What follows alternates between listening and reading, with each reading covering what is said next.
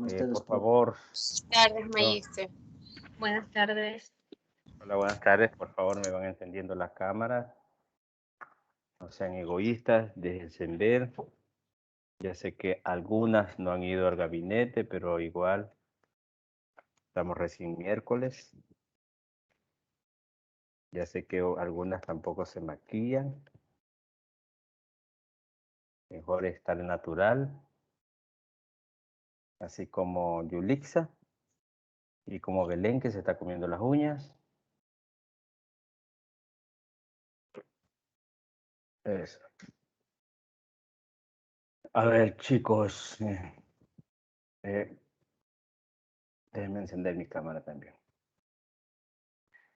A ver, chicos. Les voy a solamente a conversar con ustedes 5 minutitos en relación a la tarea que me enviaron. Sí, porque observo cierta incomodidad e inconformidad con algunos. Les repito, como les dije al inicio de clase, cuando se trata de trabajos realizados por el estudiante o los estudiantes cuando es por grupo, siempre tengo esa minuciosidad de revisar los trabajos y tratar de que en las observaciones que les envío exista una mejoría de parte de ustedes. No es capricho como docente de que quiero que hagan lo que yo les digo, más bien de acuerdo a los lineamientos establecidos dentro de la tarea, ustedes deben de corresponder a la misma. No es nada difícil cuando ustedes como estudiantes me reflejan de que si entendieron la clase, que está todo bien, que no hay ningún inconveniente y bueno, ahí los resultados. Es la primera tarea. Sí, en la hora de tutoría, déjenme ver, con ustedes tengo tutoría el día de mañana de 6 a 7 de la noche. Vamos a ver cómo estamos con ese tiempo, porque, bueno, tengo muchas cosas que hacer, pero vamos a tratar de aprovechar esa hora de tutoría o en su defecto una hora de clase podemos aprovechar para verificar bien el trabajo y descargar muestras. Puede ser 2 o 3 trabajos en la cual verificamos cuáles son los errores en los que ustedes han caído, ¿no? Eso nomás les quería decir, chicos, y bueno, no, hay notas muy bajas. Yo he visto notas hasta de 3, parece que fue la mínima nota, o 4, no me acuerdo. Pero son notas muy bajas porque les recuerdo que esta nota va directamente calificada con la actuación en clase y bueno, la reivindicación en ustedes está, ya yo hablé con ustedes también la primera vez y dije que no el que me habla mucho es el que actúa en clase, el que actúa de manera concreta y está siempre visionando y enfocada y atento o atenta a lo que yo estoy dando las clases y suelo realizar ciertas preguntas en relación a algo que ustedes ya han investigado y se supone que cuando uno investiga por lo menos tiene esa paciencia o ese detalle de poder leer y decir, bueno, en algo he conocido antes de ver ese tema.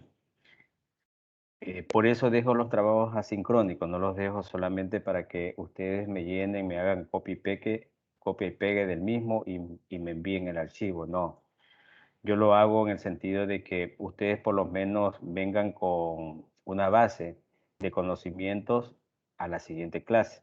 Por ejemplo, yo les envié los shows patológicos para que ustedes lo analicen, lo revisen, lo investiguen y en base a eso ustedes ya en la clase de hoy día pues por lo menos sepan lo que yo estoy hablando, ¿no? Y cuando se le elabora una pregunta estén a la altura para responder también.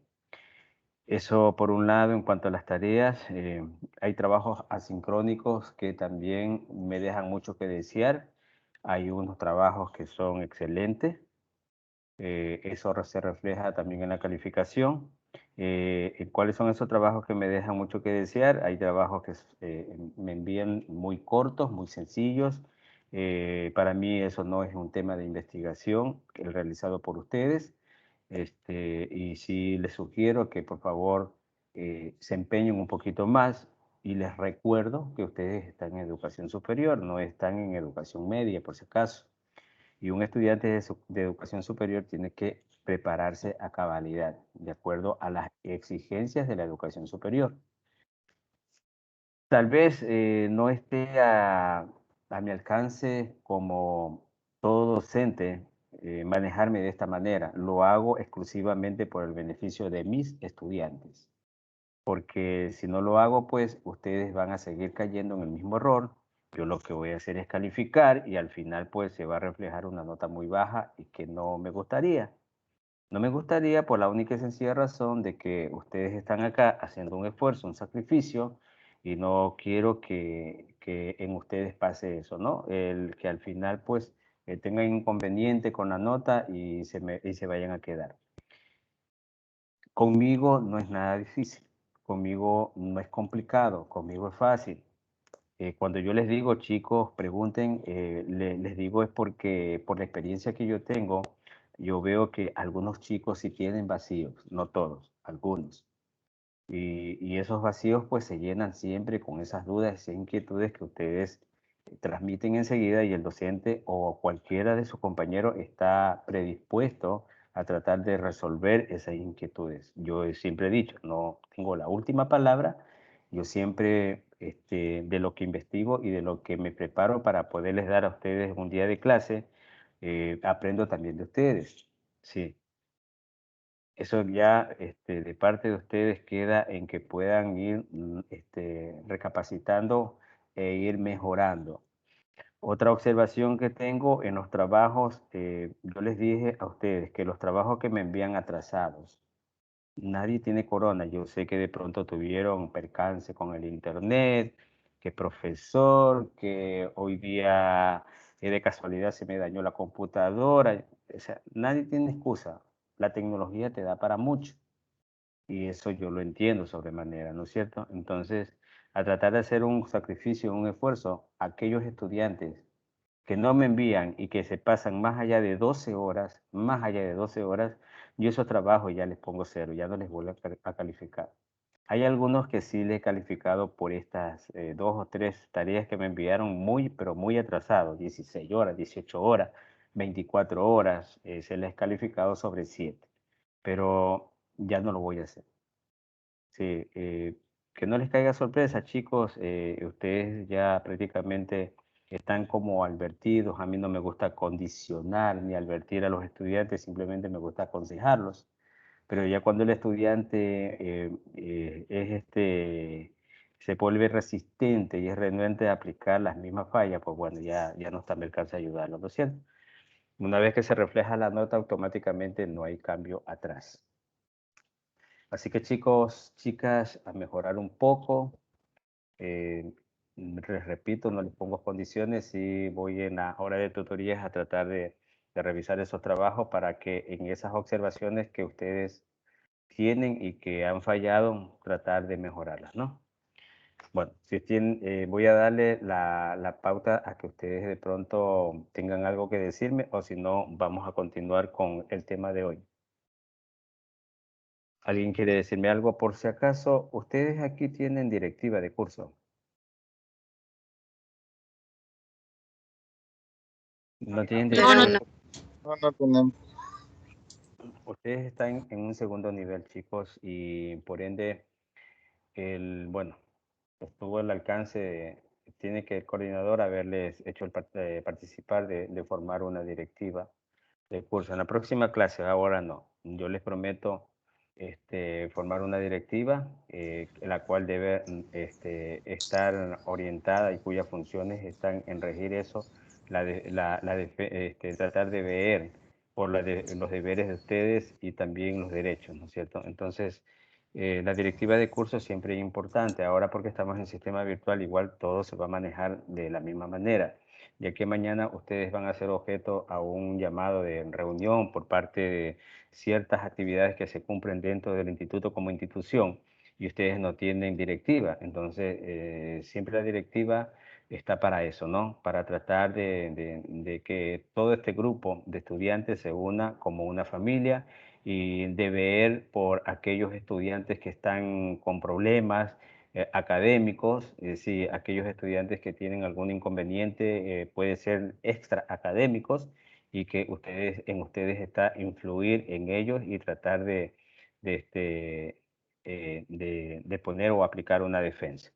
Entonces, les dejo eso y me hacen un recordatorio en la próxima clase para ver si le formamos la directiva, ¿ya? A ver, pregunto, ¿tienen alguna inquietud en cuanto a lo primero que les conversé? O si no, lo dejamos ya para cuando vamos a ver lo que es las observaciones de los trabajos.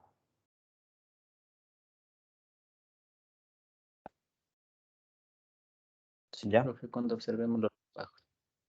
Ya. Ahí cuando observen los trabajos vienen los dardos. Yo voy a tratar de poner un chaleco antibalas. Ya, chicos. Bueno. Entonces, el día de hoy pues vamos ya continuando con ese estudio de primeros auxilios, en la cual pues hemos observado la primera parte, que es la aplicación de los primeros auxilios, de los principios de emergencias, cuándo se deben aplicar, cuándo no se deben aplicar. Hemos observado también aquellas patologías que pueden ser más frecuentes cuando se suscita estos accidentes, en las cuales pues algunos están siendo observados con, con mucha gravedad en estos casos cuando suceden, y en otros pues que son menores, pero que no dejan de ser interesantes e importantes en el caso de la aplicación de los primeros auxilios. Hablamos en un conglomerado de acuerdo a las diferentes patologías ya vistas. Hay muchas más patologías, pero las que siempre se citan para el estudio en una asignatura, en esta asignatura, por ejemplo, se citan las más frecuentes, ¿no? Aquellas que por lo general siempre nosotros hemos escuchado o hemos visto cuando se suscita un accidente. Entonces, los shock en patologías o los shock exclusivamente son aquellos que se dan por diferentes tipos de situaciones. No sé qué entienden ustedes por shock. ¿Qué es un shock para ustedes?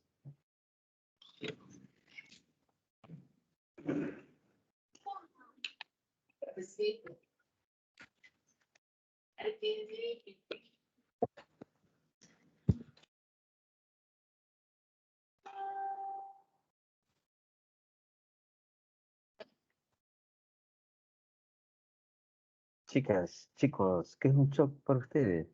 Me imagino que hicieron el trabajo de investigación.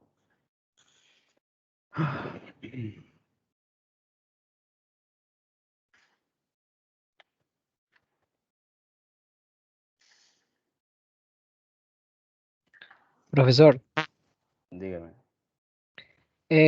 shock quiere decir que es cuando cuando el cuerpo no está recibiendo un flujo de sangre suficiente. Ahí es donde se produce. Ya. Eh, ¿Cuáles son esos síntomas y signos que se presentan cuando aparece este show? El show.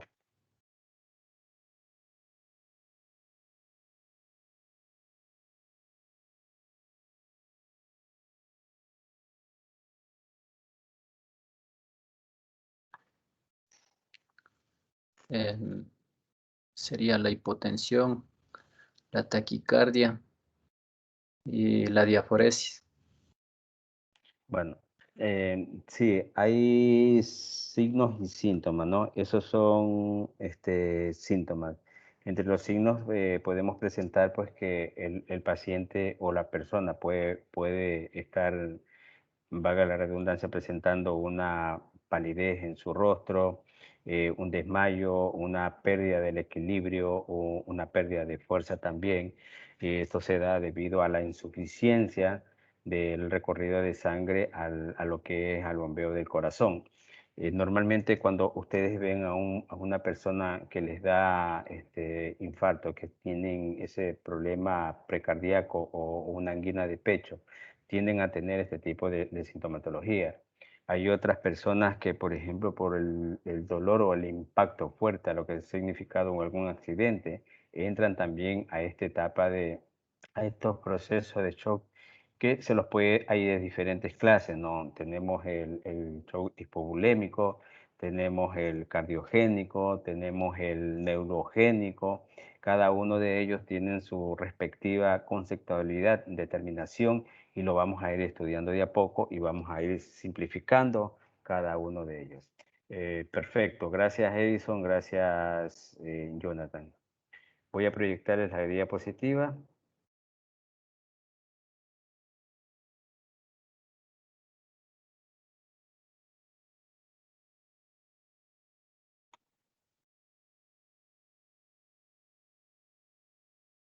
Perfecto. ¿Qué tenemos? ¿Qué es un shock? Es una afección potencial mortal que se presenta cuando el cuerpo no está recibiendo un flujo de sangre suficiente. La falta de flujo de sangre significa que las células y órganos no reciben suficiente oxígeno y nutrientes para funcionar apropiadamente. Muchos órganos pueden dañarse como resultado de esto. Bueno, sabemos que el sistema circulatorio, pues, en nuestro cuerpo, bueno, si tenemos ¿cuántos, yo les hablaba alguna vez, cuántos litros de sangre tenemos en nuestro cuerpo? De 6 a 7 De litros. 5 a 6 litros. Ya. Entonces, esa cantidad de sangre en nuestro cuerpo hace su recorrido de todo lo que es la parte sistémica, la parte vascular, llevando consigo a lo que es el sistema renal, y es aquel órgano que se encarga de eliminar prácticamente las impurezas que existen en nuestro cuerpo, que son ingresadas a través del sistema respiratorio. Acordémonos también que hablábamos en situaciones hablamos del sistema cardiorrespiratorio, ¿no? Aquel sistema que está formado por el órgano del corazón y el pulmón, los pulmones. Entonces, esto de aquí, este es un metabolismo dentro de nuestro cuerpo que automáticamente tiende a que nosotros funcionemos de manera idónea, ¿no? Y una alteración en estos órganos o por una disminución de algún agente externo, sí, nos puede provocar este tipo de shock, eh, de shock que provoca una insuficiencia de sangre a nuestro cuerpo. Hablo de agentes externos y hablo de agentes internos. ¿Quién me podría hablar de un agente externo? ¿Cuál sería un agente externo el que pueda provocar esta afección, estos shock en nuestro cuerpo? Cualquiera. Podría ser cuando accidentalmente nos sometemos a choques o descargas eléctricas de cualquier tipo de maquinaria o algo, nos podría ocasionar un estado de shock. Ya, sí, perfecto. ¿Cuál sería la reacción de la persona, ya que usted, Edgar me estaba hablando, ¿no? Sí, sí me... Ya. Ya, Edgar, de acuerdo a este ejemplo de factor externo que usted está emitiendo, ¿cuáles serían los síntomas y qué tipo de shock estaría presentando en este caso la persona? Ya, a ver, podría ser o anafiláctico, porque prácticamente sería un... No, cardíaco sería, sí, ¿verdad? Por lo que debido a la descarga eléctrica su corazón puede detenerse. Entonces, bajaría por esas circunstancias. Sí, podrían actuar algunos órganos ahí que estén siendo afectados, como por ejemplo el corazón directamente y el sistema nervioso, ¿no? Cuando recibimos una descarga eléctrica externa, estamos hablando de que el primero en alterarse es el sistema nervioso, porque a base de él pues vienen las reacciones secundarias ya dentro del organismo. Perfecto. Gracias, Edgar. ¿Algún otro agente externo que provoque estos tipos de shock?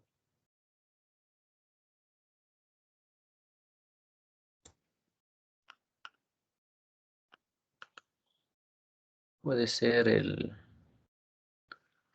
corte de algún miembro. La sección de un miembro, la amputación de un miembro, sí, perfecto.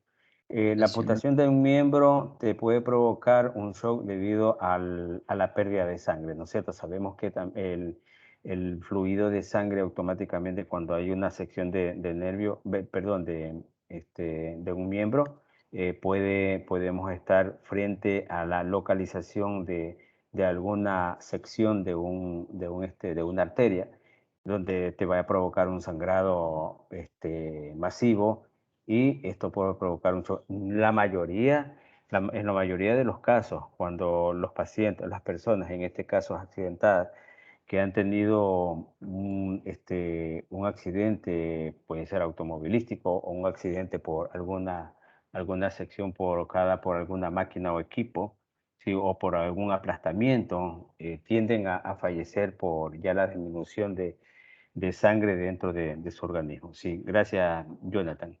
A ver, y cuando hablamos Una pregunta, de... dice, Digan, no sé si ah, una persona como podría entrar en shock ya sea por causas emocionales. por causas emocionales. ¿Sí? Sí, sí, Sí, y claro. ahí lo único que entraría son solo, por decirle un ejemplo, un paro cardíaco debido a la sorpresa. Pues en este En caso de que la, fueras. Sí, frecuentemente sí se ven ese tipo de casos, ¿no? Porque la persona, pues, es normal. Todos nosotros los seres humanos, cuando ahorita estamos prácticamente, voy a hablar por ustedes y por mí, ¿no?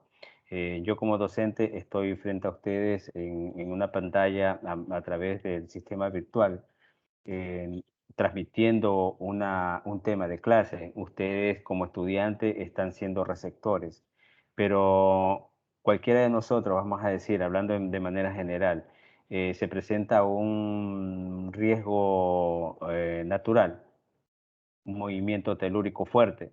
Entonces todos entramos en pánico, se nos altera el sistema nervioso, lo primero que se altera, y por ende pues va a afectar al sistema cardíaco. Entonces a eso le denominamos un shock neurogénico.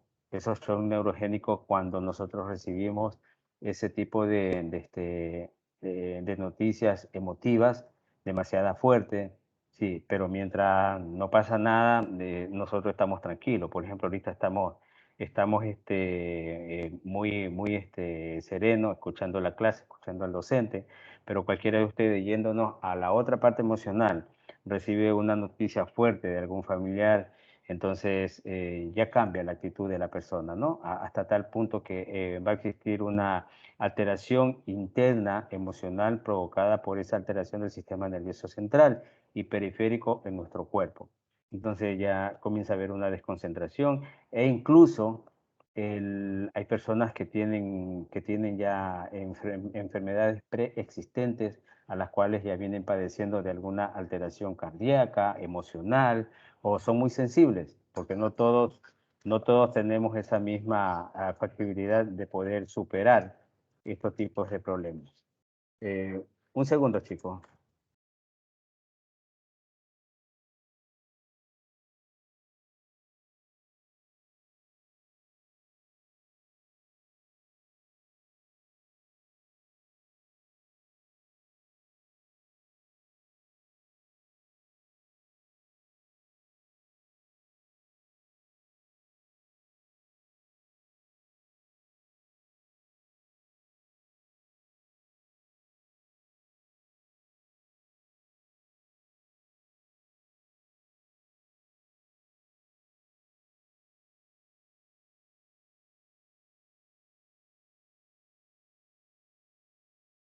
Bueno, disculpen.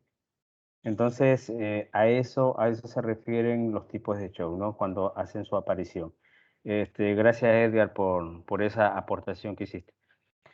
¿Alguien me podría hablar de algún agente interno, algo que provoque un shock en la persona?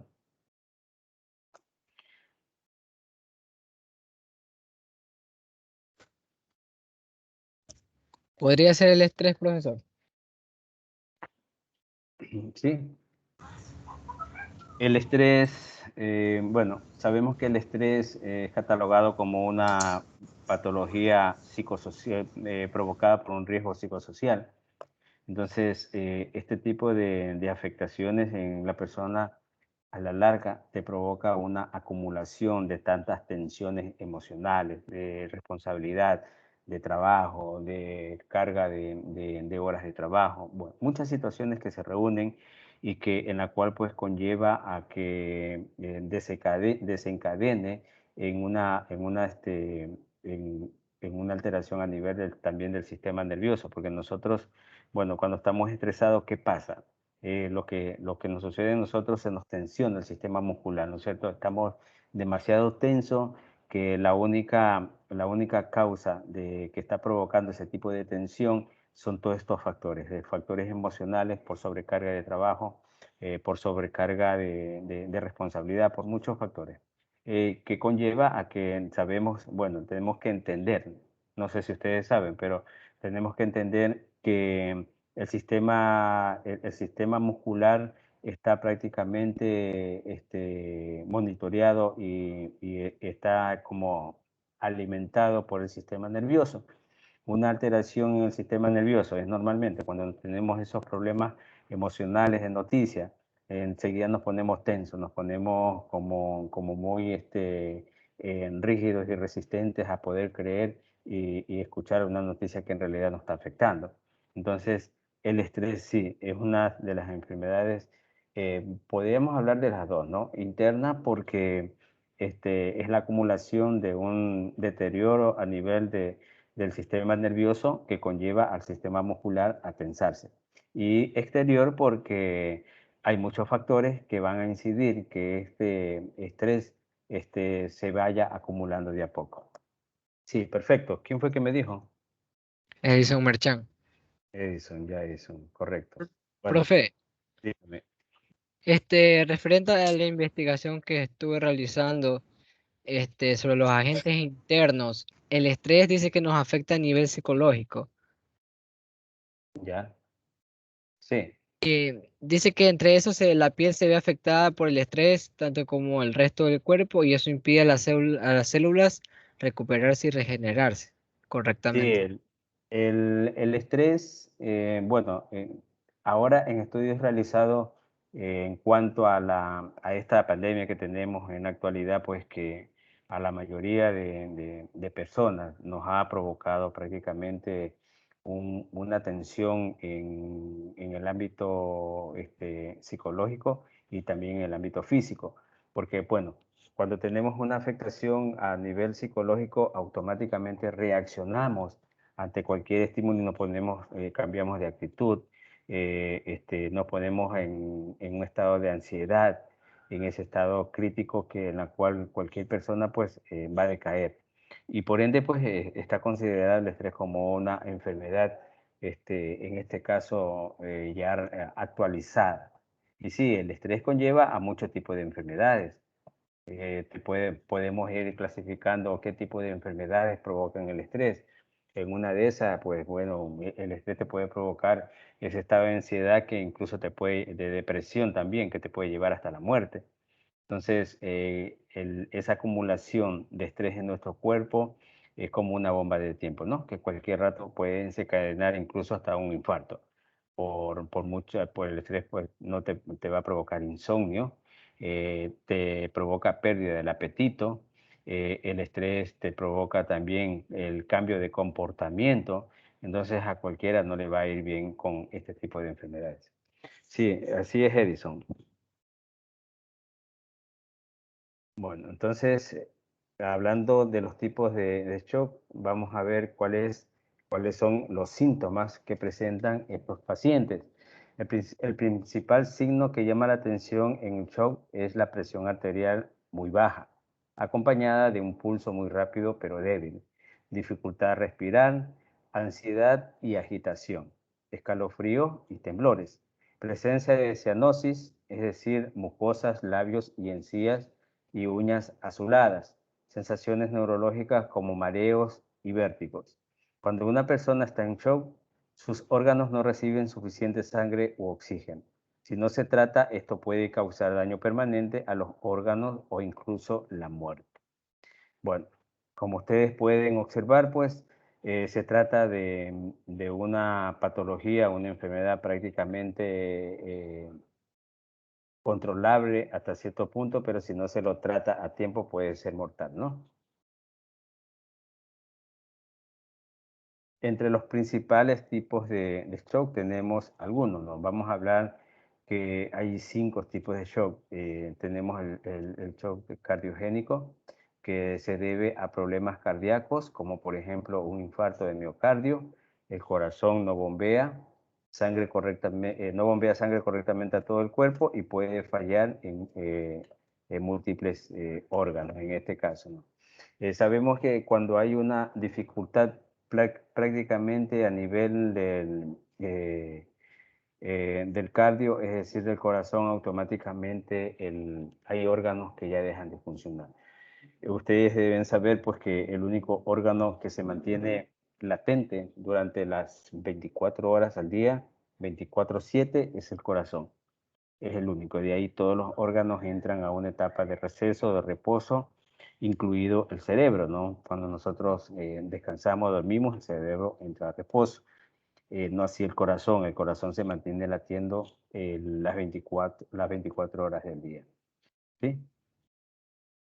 También tenemos el shock hipovolémico, causado por un poco de volumen de sangre, vómitos y diarreas. Problemas también renales por pérdida de líquidos. Por pérdida de líquidos.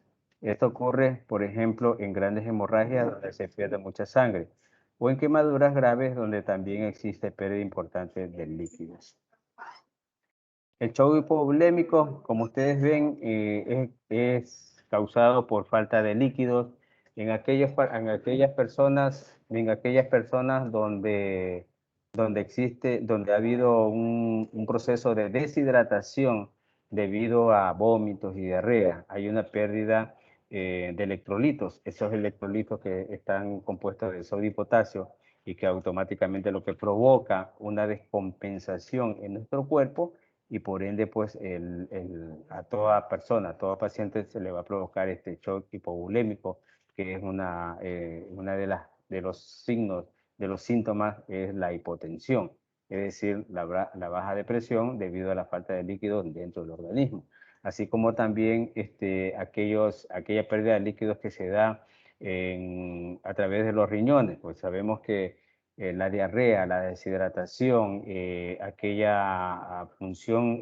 renal que prácticamente la tenemos a diario y que tenemos que tener en cuenta que por nuestros riñones pasan de 140 a 160 litros diarios de sangre, hace que estos problemas de riñones tengan también este tipo de alteración en el mismo, provocando deshidratación. Ustedes alguna vez en su vida han tenido procesos de deshidratación provocadas por diarrea, por el exceso de sudoración, en la cual pues los signos y los síntomas que nosotros rapidito vamos a presentar es resequedad en los labios, ese llamado de observación de atención a la cual a nosotros siempre estamos con demasiada sed. Son signos que se presentan normalmente y que bueno, nos hacen que tengamos que estar bien hidratados.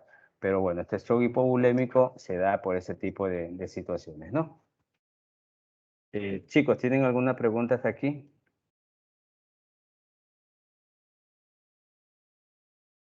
Pregunten. ¿Está entendido? Sí, correcto. Verá las tareas. Denme en 5 minutos, chicos, que voy a hacer algo, sí, personal. Un ratito. Ahí vayan cargando las preguntas para cuando regrese.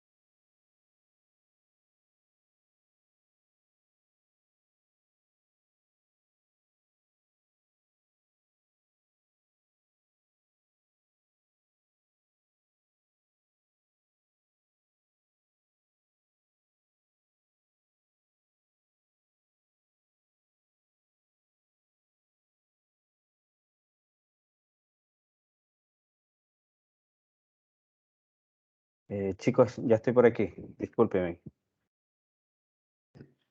Bueno. ¿Se ve la diapositiva?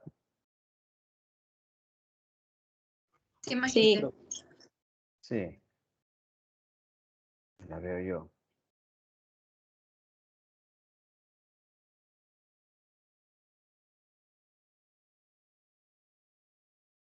Ya. Estábamos hablando del shock hipovolémico, ¿no? Decíamos que es por la disminución e insuficiencia de líquidos y por poco volumen de sangre en el organismo. Bueno, ya hablamos del poco volumen de sangre y también de la falta de líquido que se puede dar a través de una descompensación provocada por vómitos por diarrea y también por aquellas alteraciones a nivel de los riñones que se dan también por falta de líquidos. Les decía, ¿tienen alguna pregunta hasta aquí? Continuamos.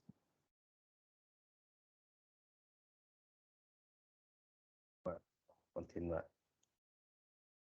Aquí tenemos el shock anafilático, causado por una reacción alérgica. La anafilaxia es una reacción alérgica grave, puede comenzar muy rápidamente y los síntomas pueden ser potencialmente mortales. Las causas más comunes son las reacciones a los alimentos, especialmente al maní o al cacahuate, medicamentos y picaduras de insectos, u otras incluyendo el ejercicio y la exposición al lácteo. De todas ellas, pues, como ustedes pueden observar aquí en el gráfico, esta reacción anafilaxia es una reacción provocada por una falta de oxigenación y por ende una disminución del recorrido de la sangre en nuestro cuerpo, provocando un shock anafiláctico. Este shock anafiláctico, bueno, ustedes podrán ver ahí hay pacientes alérgicos al sistema respiratorio, los pacientes asmáticos también pueden tener este tipo de problemas, en la cual, pues, como observamos aquí en la gráfica, se trata de una congestión a nivel del sistema respiratorio, ¿no? A través de los conductos nasales, o puede ser a través de lo que es la tráquea, donde nos provoca una disminución de lo que es la oxigenación, la entrada de oxígeno al organismo, por ende a los pulmones en este caso, ¿no? Provocando este tipo de shock anafilático, en la cual pues incluso puede provenir hasta la muerte, ¿no? Usted no sé si tendrán algún familiar o alguien que haya tenido algún problema respiratorio alguno y por ende pues cuando hay este problema respiratorio tienden a tener estas personas una dificultad a la respiración y también pues puede provocar una taquicardia también en ellos, provocando en algunos de los casos, bueno, son muy pocos los casos. No sé si Jonathan, que está aquí, nos puede ayudar en el sentido si ha tenido alguna experiencia con estos shocks anafilácticos en las emergencias, en la cual de pronto se pudieran dar, ¿no? No son muy frecuentes, pero sí hay casos que se dan. Bueno, justo esta jornada que yo estaba allá adentro, sí, pasa que el señor ha estado en la zona de fumadores, estaba sentado pegándose su tabaco y se ha ido al desayuno, ha sentido que le ha picado Un insecto.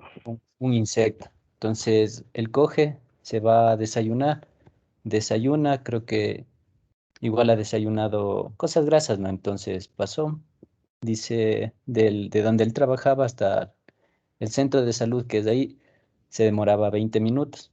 Y casi a Caminando la... No, en o en bus, carro, en bus. en bus, ajá. Es ahí una sola y llega agitado al centro de salud, llega cansado, llega un poco rojo, entonces nos cuenta la historia que le dije, ¿no?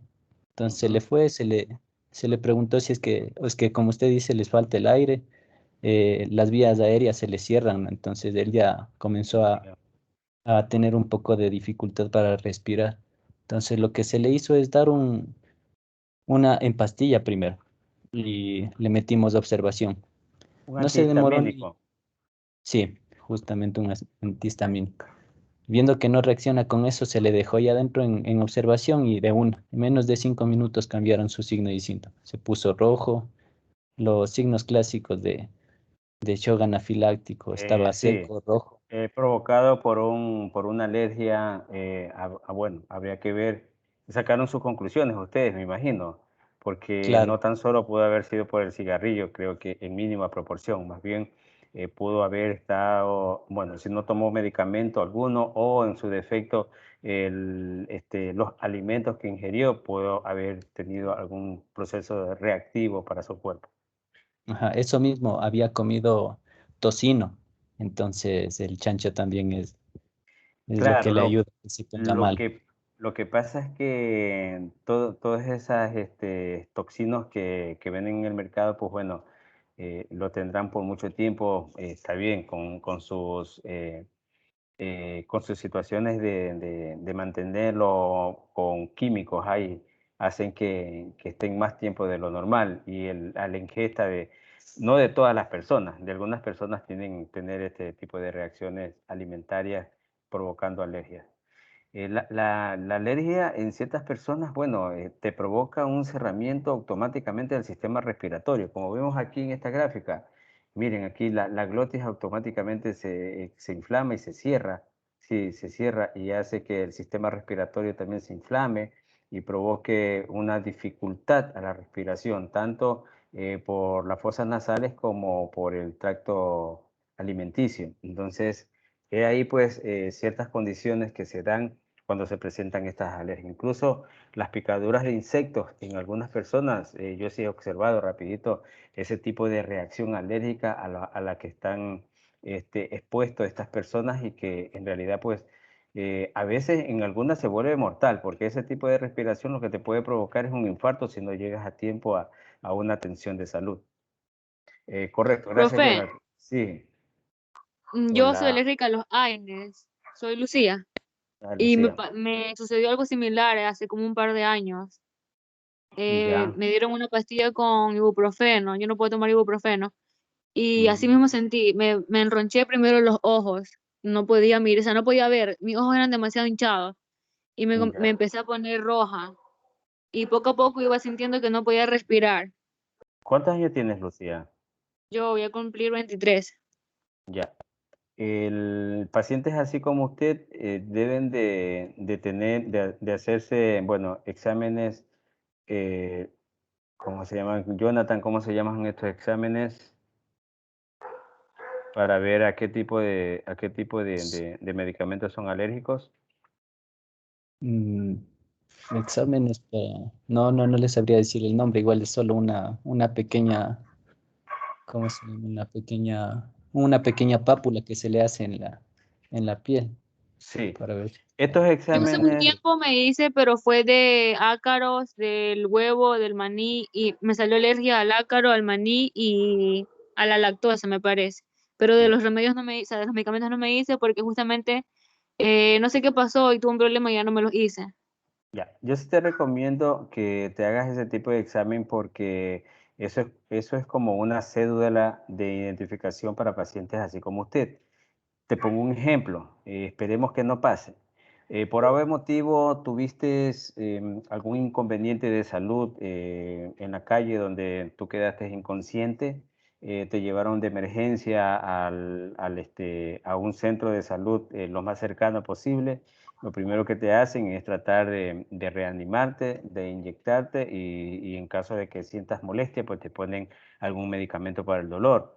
Vamos a decir que te aplican intravenosamente un AINE a la cual tú eres alérgica y puede provocar un efecto secundario, incluso te puede provocar hasta la muerte, porque este tipo de reacción en ciertos pacientes suele provocar infartos, no en todos, en ciertos pacientes.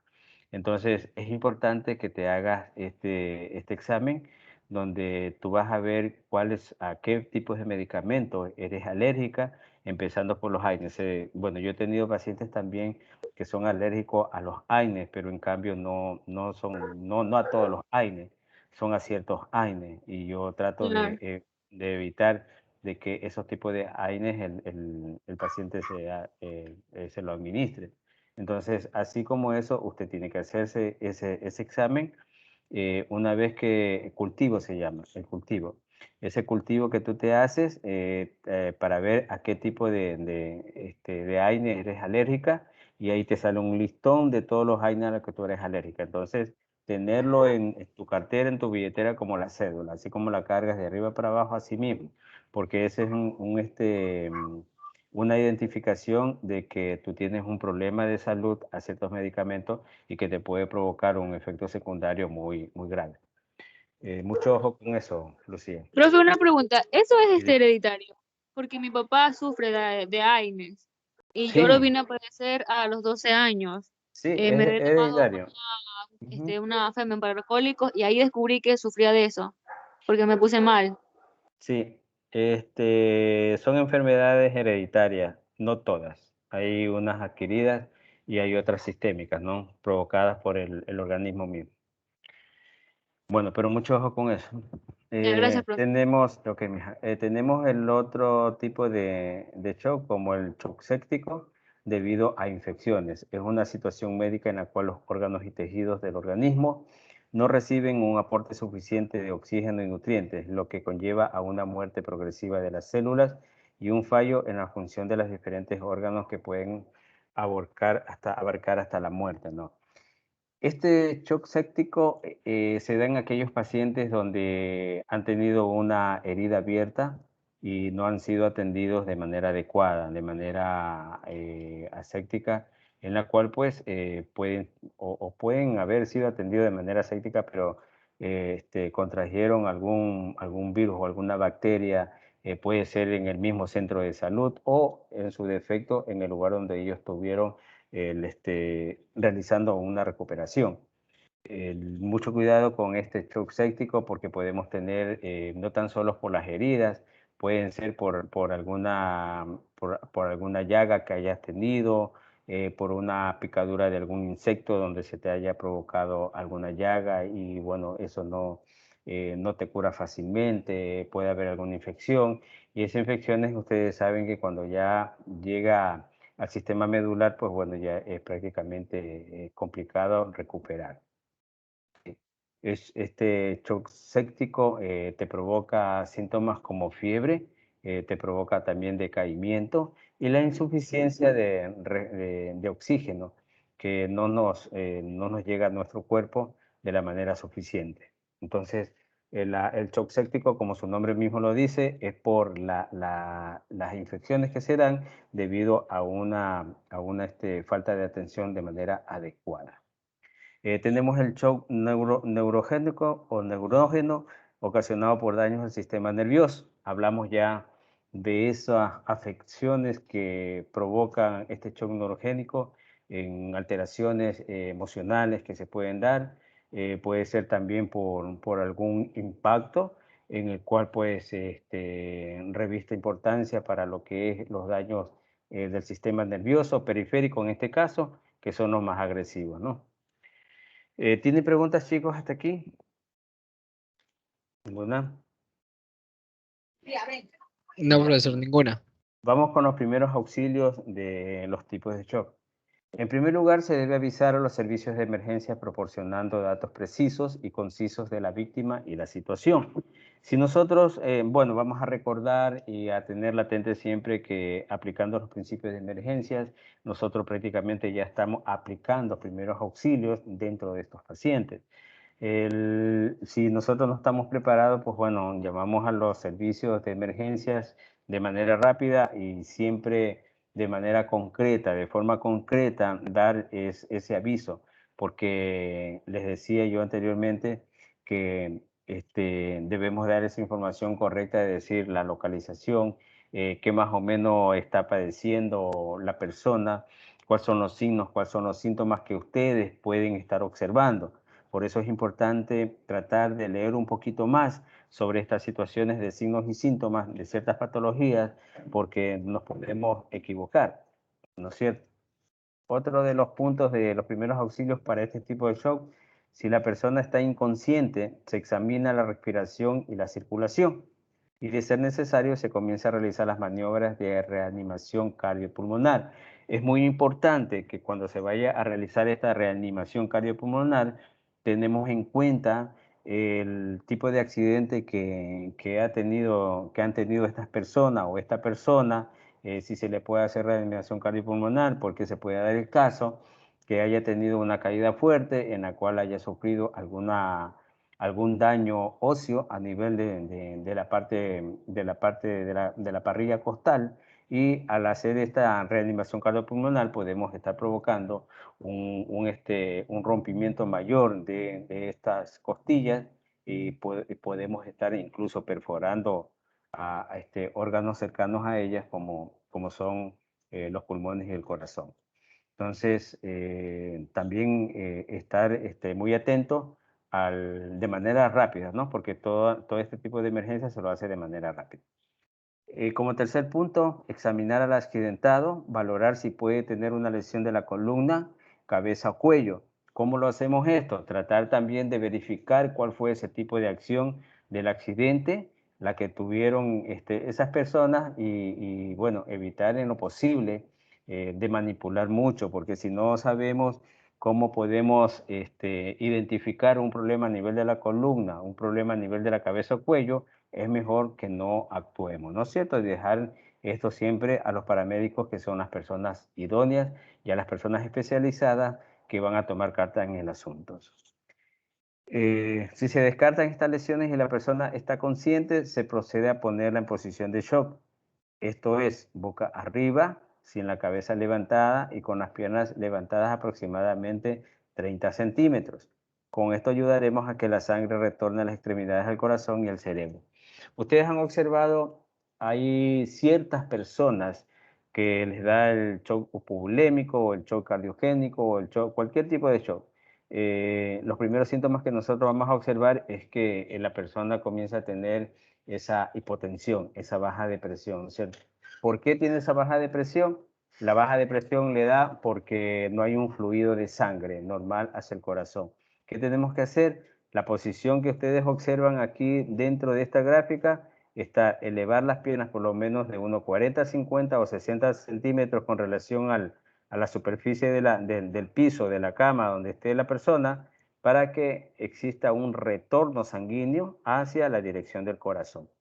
Sí, que es lo que se busca, tratar de oxigenar y tratar de que ese flujo sanguíneo que se ha perdido dentro del corazón y que está provocando esa acción o ese shock hipovolémico o cualquier tipo de shock comience a recobrar los signos y síntomas de manera ya normales esta persona. De esa manera se lo hace, ¿no? Si ustedes observan. Ahora, esto es lo contrario de pronto a un paciente que tenga una hipertensión. Hablamos de una hipotensión. Hipotensión es la disminución de lo que es la presión arterial por disminución de sangre, de latidos de sangre en la persona. Y cuando hay una hipertensión es lo contrario, ¿no? Es el aumento de la presión, ¿no es cierto? Al hablar del aumento de la presión estamos hablando ya cuando hablamos de los signos vitales de la presión arterial, estamos hablando de más de 80 y más de 120, que es lo normal en una persona adulta. Entonces, ¿qué hacemos ahí? Hacemos lo contrario. Ponemos al paciente recostado semisentado, ya no en esta posición, sino semisentado, ¿no es cierto? Con los pies, con los pies a la dirección de la cama. De esa manera vamos a recuperar, vamos a mejorar este estado en los pacientes que tengan hipertensión. ¿Está claro hasta ahí en la posición que debemos adoptar cuando se nos presenta a pacientes de esta índole? Esta es la posición adecuada para la hipotensión, y el paciente semisentado es la posición adecuada para la hipertensión. ¿Correcto? Ya. Observar como cuarto punto, observar si el afectado tiene heridas u otras lesiones, ya que puede que éste esté perdiendo sangre, y en este caso lo necesario será cortar la hemorragia y administrar los primeros auxilios correspondientes. Esto ya lo vimos en primeros auxilios cuando hablábamos de los principios de emergencia, qué debíamos hacer. Entonces, retirar la ropa lo más delicadamente posible, en este caso tratar de romperla, porque no podemos manipular a la persona y comenzar a sacar la ropa, ¿no es cierto? Lo podemos romper, no pasa nada. ¿Para ver qué? Para verificar si de pronto tiene algún hematoma, si de pronto tiene alguna fractura expuesta o alguna herida cortopunzante que esté el paciente eliminando sangre, ¿no? O perdiendo sangre. Como quinto punto tenemos que la persona debe estar cómoda, sin ropa ajustada que puede molestar y mantenerlo caliente o lo apropiado, que es taparlo con una manta o ropa. Esto también ya lo vimos, pero bueno, son situaciones que uno tiene que aplicarlas como primeros auxilios. Como sexto punto, valorar su estado general cada 5 minutos por si empeora. Estar observando esos signos vitales cada 5 minutos y por lo menos mantenerlo despierto a este paciente en este caso, ¿no? Porque no está bien pues que el paciente que tenga un politraumatismo o un traumatismo le provoque una somnolencia en la manera inmediata y no es lo más idóneo, ¿no? Siempre tratarlo de mantener despierto. Como séptimo punto, puede que el accidentado vomite o tenga muchas secreciones bucales. En este caso, se le gira la cabeza hacia un lado. Por supuesto, siempre que no se sospeche que la lesión de columna haya existido, o en su caso debe girar su cuerpo entero en bloque como una unidad. Siempre tratamos de cuidar que estos pacientes, pues bueno, se puedan atragantar con el mismo sangrado que pudo haber estado ocurriendo internamente en la parte bucal. Eso te puede provocar incluso una pérdida de oxigenación, sí, y te dificulta la fluidez del oxígeno a nivel del sistema respiratorio, es decir, de la tráquea. Entonces, ¿qué hacer? Colocar a la persona de lado, sí, pero siempre y cuando tratar de ver que no ha tenido algún problema a nivel de cuello, ¿no? Y esto se lo hace siempre en bloque. Cuando hablamos en bloque, hablamos de cabeza, tronco superior y tronco inferior, ¿no? Bueno, una mano se lo ubica a nivel de la pelvis y la otra si es que está solo. En este caso, la persona que va a prestar los primeros auxilios. Una mano en lo que es la parte posterior de la pelvis de la persona y la otra mano al nivel entre el hombro y el cuello, ¿no? Y movilizarlo para un lado, para ayudar a que de pronto elimine un poco, en el caso de existir un sangrado interno bucal, para evitar ese tipo de atragantamiento o dificultad que va a provocar esos coágulos que se presentan o ese sangrado interno o esa salivación a la cual viene precedido estas personas cuando sufren accidentes. Bueno, aquí tenemos otros primeros auxilios, que es observar si el afectado tiene heridas o otras lesiones. Esto ya vimos, ¿no? Perdón. Ya. Como punto 8, no dar nada de beber ni comer a la víctima en shock. Sí, hay que tratar de mantener la calma, evitar por lo general ese tipo de ingesta que puede provocar una asfixia en la persona, porque normalmente si no puede respirar bien y nosotros le vamos a ingerir algo de líquido, pueda que se atragante porque no tiene una buena respiración. Es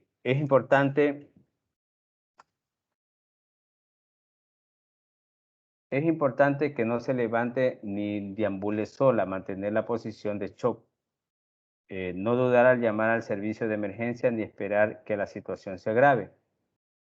Sí, no abandonar al accidentado, permanecer a su lado valorando constantemente su estado hasta que los servicios de emergencia acudan. Esto de aquí ya lo hemos visto anteriormente, pero es muy importante aplicarlo dentro de estos primeros auxilios también en el caso, porque estos casos de shock en estos pacientes no son casos aislados, son los mismos casos en los cuales se aplican los primeros auxilios. Pero todo está a la vista, todo está en que la atención o ese entendimiento, esa capacidad que tiene la persona para prestar los primeros auxilios, así lo haga. Chicos, ¿tienen alguna pregunta hasta aquí? No, profe. Correcto. Entonces, esta clase de hoy ha sido sobre SHOT en patologías que normalmente, bueno, ustedes no han visto, están en segundo, ustedes no han visto anatomía y fisiología o están viendo recién. No, creo que en otra etapa nos toca. El otro nivel es, bueno, ahí en el otro nivel van a ver muchas patologías y que prácticamente ustedes van a ensamblar esta asignatura con la otra, ¿no? Y a entender muchas cosas. Bueno, ¿tienen preguntas, chicos? Les gustaría escuchar por lo menos una o dos preguntas.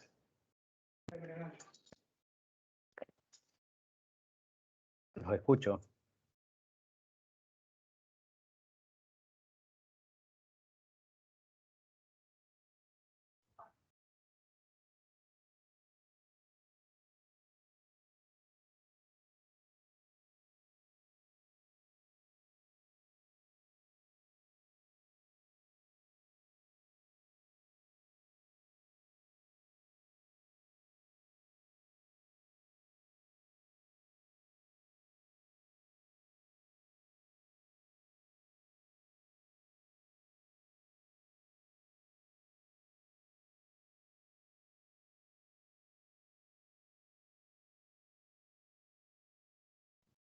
Tiene desactivado el audio, profe. Sí, verdad. Ya le estaba diciendo que todos pasaban, pero en buena hora nadie me escuchó. Yo sí lo escuché. Bueno, ¿tienen alguna pregunta, chicos? ¿Ninguna? ¿Todo claro? ¿Sí? ¿Clarísimo? Todo quedó entendido, profesor. Bueno, me alegra escuchar esa voz, como todo está grabado aquí. Pero refléjenlo, pues. Cuando uno entiende, por lo menos refleja en el trabajo, en la tarea. Pero es la primera tarea, chicos, no se desanimen, estén tranquilos. De igual, yo les voy en las observaciones que voy a hacer, les voy a tratar de corregir todas esas falencias que han tenido para que ustedes mejoren. El objetivo es ese, no quiero dañarlos. ¿Correcto? Sí, profesor. Ya, ok. Bueno, voy a dejar grabada esta clase. Aquí terminó la clase, chicos.